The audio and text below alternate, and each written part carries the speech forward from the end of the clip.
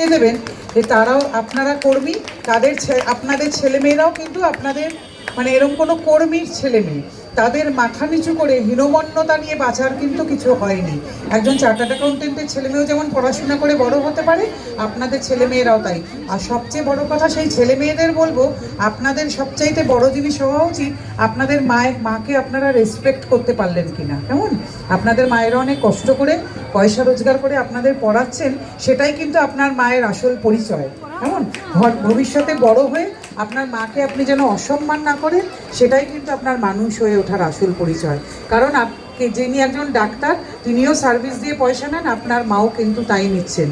কাজেই এটার মধ্যে কিন্তু লজ্জা নেই। পৃথিবীর 8-10টা পেশার মতন এটাও কিন্তু একটা পেশা, সেই জন্যই কিন্তু তার জন্য আজকে শ্রম কার্ড দেবার কথা হচ্ছে।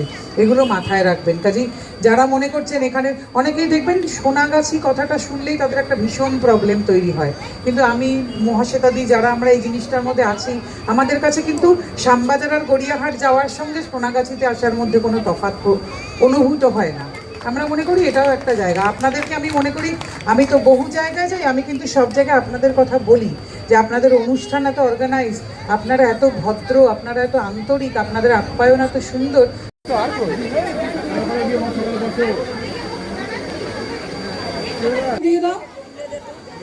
স্বপ্না, আমরা সুদীপ দাকে বরণ করে নেব। সুদীপ ঘোষাল বিশিষ্ট নাট্যকার, তাকে আমরা বরণ করছি। স্বপ্না মেমেন্টো হাতে তুলে দিচ্ছে। আচ্ছা, তারামণি আর একসঙ্গে দুজনে নেবে, ঠিক আছে? হ্যাঁ, আমরা দুজনকে বরণ করে নিচ্ছি আমরা পদাতিকের পক্ষ থেকে। এরপর ওদিক থেকে সামান্য মণ্ডল। স্বপ্না, পরপর একটুখানি, স্বপ্না একটু ওনাকে বরণ করে নাও।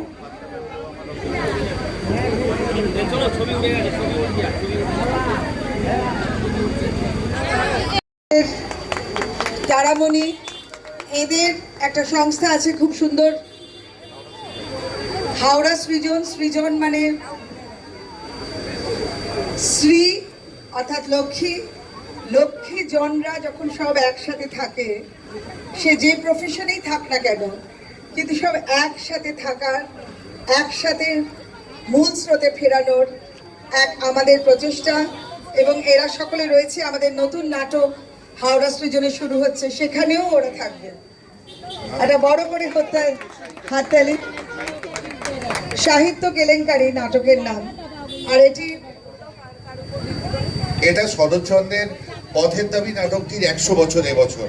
সেই 100 বছর উপলক্ষে ব্রিটিশ সরকার যখন ওই বইটি বাজেয়াপ্ত করেছিল, কেন করেছিল এবং তখন ভারতীয়রা এবং অবশ্যই শরৎচন্দ্র চট্টোপাধ্যায় সেই কি বাধাদান করেছিলেন, তার উপর ভিত্তি করেই এই নাটকটা। এইরকম একটি নাটক হচ্ছে নতুন। সঞ্জীব সরকার অত্যন্ত সুঅভিনেতা, এবং আমি থাকবো, আর অবশ্যই এরা থাকবেন।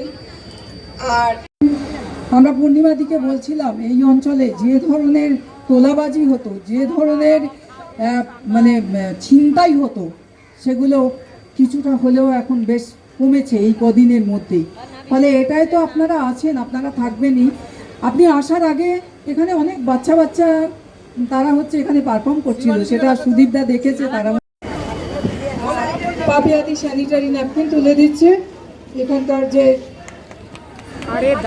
মেয়েরা আছে এবং দিদিরা আছেন, তারা লাইন দিয়ে আসবেন, তাদের হাতে স্যানিটারি ন্যাপকিন তুলে দিচ্ছেন। আমাদের মধ্যে উপস্থিত আছেন অভিনেত্রী শুধু নয়, শুধু নাট্যকর্মী নয়, এখন আমাদের এই রাজ্যের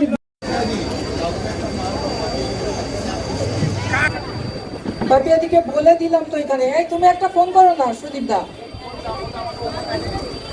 ওখানে কোথায় আটকেছে।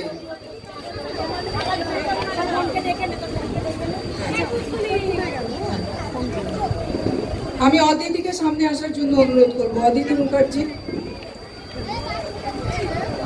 একটু দেখো।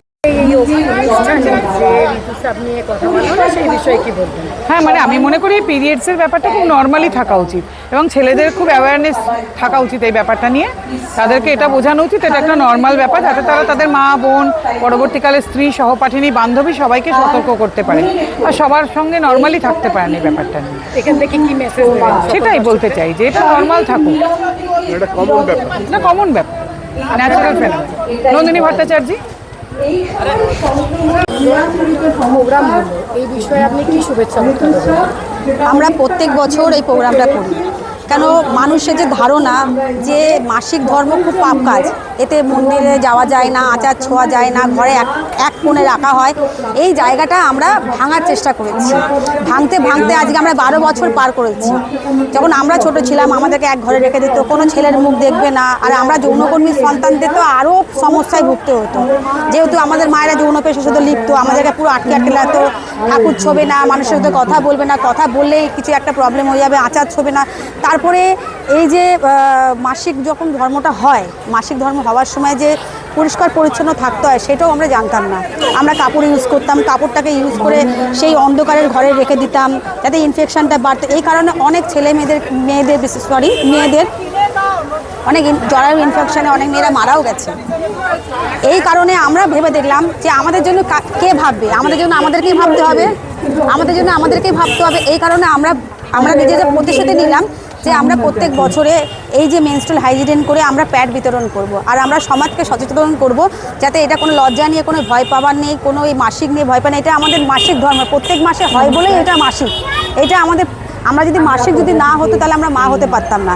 এটা ভগবানের একটা বড় আমাদের দান যে আমরা মেয়েরা বাচ্চা জন্ম দিতে পারি এই মাসিক ধর্মের জন্য। এই জন্য আমরা প্রত্যেক বছর এই প্রোগ্রামটা করি যাতে সমাজেরই আমরা অংশ, সমাজের থেকে বার না, কিন্তু সমাজ আমাদেরকে মেনে নেবে। আমরাও সমাজকে একা কি ভাবি যেন বাইরে থেকে যত গেস্টরা আসছে সবার আমরা হাত মিলিয়ে একভাবে এই প্রোগ্রামটাকে তৈরি করতে। আমার নাম পূজা রয়, আমি আমরা পদাধিকের প্রেসিডেন্ট যৌন। আজকের অনুষ্ঠান আমরা পদাতিক আরও মানে আমি বহুদিন ধরে সচেতনতা প্রোগ্রামের সাথে জড়িয়ে আছি, আরও সচেতন করা, আরও ঠিকঠাক যারা আমাদের যৌনকর্মী সন্তানরা এবং যৌনকর্মীরা যাতে আরও ভালো থাকতে পারেন।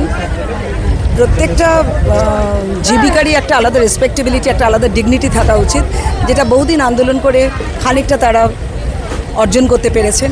আর আমি বরাবরই এদের সঙ্গে আছি, তো ওদেরকে নিয়ে মূল স্রোতে ফিরিয়ে আনবার জন্যে নাটক এবং নানা রকম কাজকর্ম করে যাচ্ছি।